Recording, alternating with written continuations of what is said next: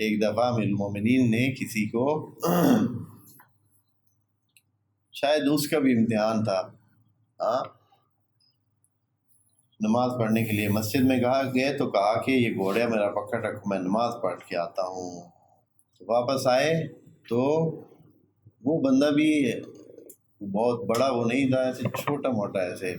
یعنی کبھی کبھار جب ہاتھ لگ جائے تو بھائی چلے بھائی، تو وہ اس کی برداشت پورا گھوڑا چوری کرنے کی تو نہیں تھی، تو اس نے گھوڑے کی لگام وہاں ہی کسی چیز کے ساتھ اٹکائی اور اس کی جو زین تھی وہ اٹھا کے بھاگ گیا،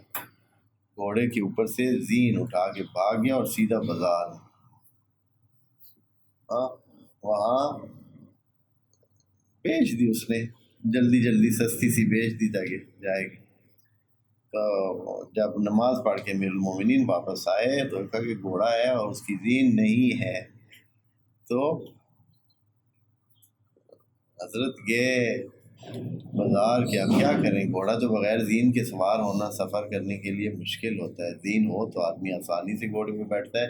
زین کے بغیر گھوڑے پہ بیٹھنا یا کسی بھی حیوان پر سفر کرنا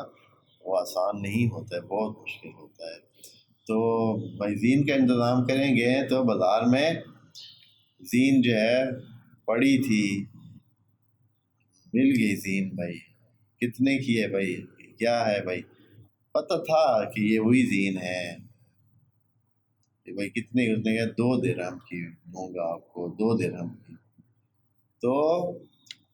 حضرت نے کہا کہ چلیں وہ 2 درہم جو میں نے اس گھوڑے کو پکڑنے والے کے لیے رکھے ہوئے تھے جیب میں، وہ آپ زین کو میں جو ہے خرید لیتا ہوں۔ حضرت نے 2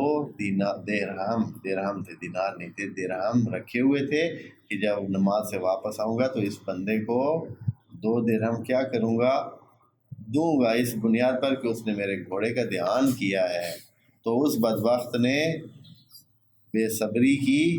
جو اس کے پاس رزق پہنچنا تھا وہ تو پہنچنا ہی تھا ہر صورت میں، لیکن اس نے بے صبری کی اور کیا کیا، وہ زین جا کر 2 درہم یا اس سے کم تر پر اس نے بیچ دی تھی۔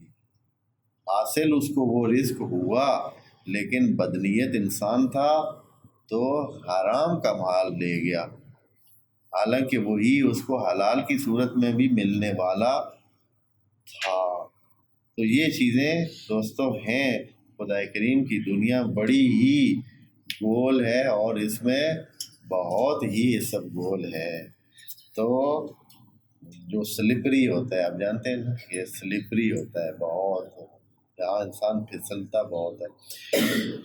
خدا کریم ہمیں ہدایت عنایت فرمائے۔